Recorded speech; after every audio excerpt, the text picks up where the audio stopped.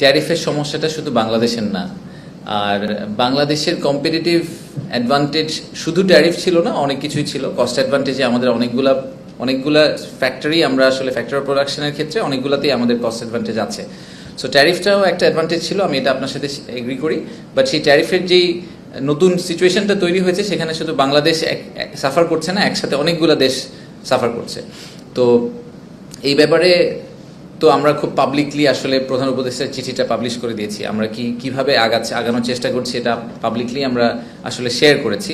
এবং ইনফ্যাক্ট আজকে আমাদের যে ইনভেস্টর গ্রুপ ছিলেন, তারা আমাদের কোরিয়ান ইনভেস্টর গ্রুপ আসলে ক্যাটাগরিক্যালি এটা অ্যাপ্রেইজও করেছেন। ওনারা বলেছেন যে দে আর কোয়াইট ইমপ্রেসড যে বাংলাদেশ যে ট্র্যাকটা নিয়েছে এটা একটু খুব কম্প্রিহেন্সিভ তাদের কাছে লেগেছে। তাদের কাছে মনে হয়েছে যে কম্বোডিয়া ভিয়েতনাম যে রেসপন্সটা করেছিল ওটা একটু হেস্টি ছিল, এবং খুব দ্রুত রেসপন্স করার কারণে ওদের চিঠিটা কিন্তু কন্টেন্ট হচ্ছে খালি ওনারা কিছু ট্যারিফে ড্রপ করবেন, এছাড়া কিন্তু ওরকম কন্টেন্ট নাই। বাট আপনি যদি কম্বোডিয়ার চিঠিটার সাথে বাংলাদেশের চিঠিটা মার্ক টু মার্ক চিন্তা করেন, তাহলে আপনি দেখবেন যে আমরা কিন্তু একটা মাল্টিপ্রোন অ্যাপ্রোচে গিয়েছি, যেখানে আমরা বলছি আমরা কিছু ট্রেড ব্যারিয়ার কমানোর চেষ্টা করব, আমরা কিছু ট্রেড ডেফিসিট কমানোর চেষ্টা করব, একই সাথে আমরা ট্যারিফে কিছু সাপোর্ট দেওয়ার চেষ্টা করব। তো আমাদের সাথে ইউএস এম্বাসির খুব ক্লোজ যোগাযোগ আছে।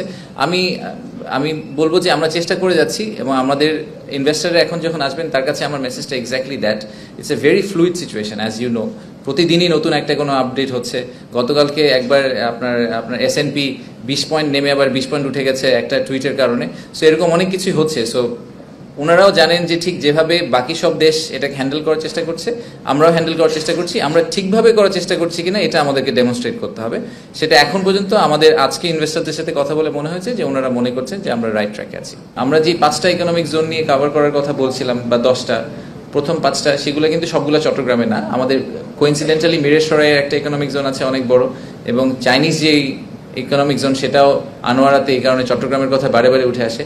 চাইনিজরা কিন্তু অলরেডি আমাদেরকে একটা সেকেন্ড ইকোনমিক জোন করার কথা বলেছেন, সেটা আমরা মংলায় করছি। আপনি হয়তো এটার কথা শুনেছেন যে ওটা নিয়ে আমরা অলরেডি অ্যাসেসমেন্ট করছি। সো ওটাও যথেষ্ট অ্যাডভান্স স্টেজে আছে, এবং প্রিন্সিপালি আমার মনে হয় সরকারের মধ্যে যথেষ্ট ধরনের সাপোর্ট আছে ওটার ব্যাপারে। সো হয়তো ওই ব্যাপারে আপনারা সিগনিফিকেন্ট ডেভেলপমেন্ট দেখতে পারবেন। তো আমাদের কখনোই চিটাগংকে ফোকাস করে কোনো কিছু করার ইচ্ছা নাই। ইনফ্যাক্ট আমরা এখন ইকোনমিক জোন সিলেকশন প্রসেসের জন্য একটা কাজ করছি জাইকার সাথে। সেখানে আমাদের মূল উদ্দেশ্য হচ্ছে যে ইকোনমিক জোন যখন কাউকে ঘোষণা করা হবে, তখন যাতে শুধুমাত্র ওই ইকোনমিক জোনটাকে অ্যাসেস করেই ঘোষণা না করা হয়, বাকি সবগুলো ইকোনমিক জোনের সাথে তার রিলেশনশিপ কি হবে, এবং ওভারঅল দেশের এমপ্লয়মেন্ট স্ট্রাকচারে আসলে এই জায়গায় ইকোনমিক জোনটা দরকার নাকি অন্য কোনো জিওগ্রাফিক লোকেশনে দরকার, যেখানে আমাদের যে ওয়ার্কফোর্স সেটার অ্যালোকেশন আসলে অন্য জায়গায় আছে, সেটার উপর বেস করে যাতে করা হয়।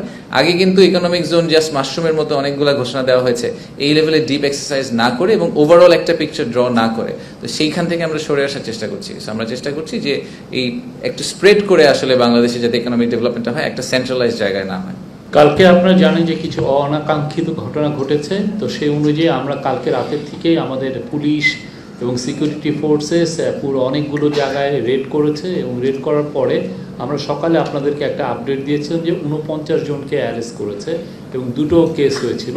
তো আমাদের একটু আগে 4টা পর্যন্ত আমাদের আপডেট হচ্ছে যে মোট 56 পিপল হ্যাভ বিন অ্যারেস্টেড, এবং 4টা কেস হয়েছে। এবং আমাদের এই রেড, আমাদের এই যে যারা এইগুলোতে ইনভলভ ছিল তাদেরকে অ্যারেস্ট করার প্রক্রিয়া চলমান।